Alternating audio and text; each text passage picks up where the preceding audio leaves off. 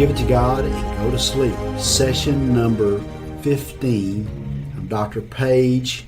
We're going to be talking in this study about the pursuit of God. And we're kind of closing up this concept of a wise heart. You know, the best way to get a good night's sleep begins the morning, the moment that we wake up in the morning and begin to live our day, and the choices we make and the decisions we make. And of course, everything affects our sleep, our health, our decisions, our relationships, our finances, work. All of those things play in to the things that often run through our mind and can rob us of sleep as we lay our heads on our pillows. And so it's important that we set ourselves up. And we talked about the sleep test and all these other things.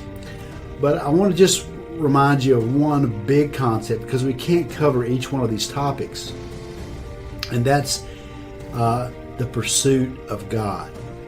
You know, I once had kind of one of these, epiphany moments. I was walking onto a football field as the sun was setting and it was getting very dark. And I walked out onto the field, and about the time I got in the middle of the field, this bright light just turned on. And I looked in one direction, there was the bright light, and then in the other direction, the light was cast all over the field, and all I could see was my shadow on the field. And so I decided I'd do a little experiment. I walked towards the light, and as I walked towards the light, I stopped after about 20 yards and looked behind me, and my shadow had probably doubled or tripled in size. I thought that was interesting, and I turned around and I walked the other way. And the further I walked away from the light, the smaller my shadow became.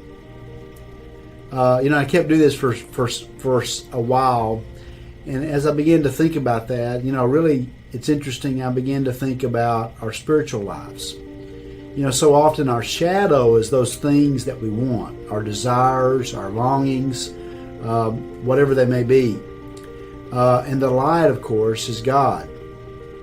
And so often we tend to turn and we chase our shadow. And we walk away from the light trying to satisfy ourselves and find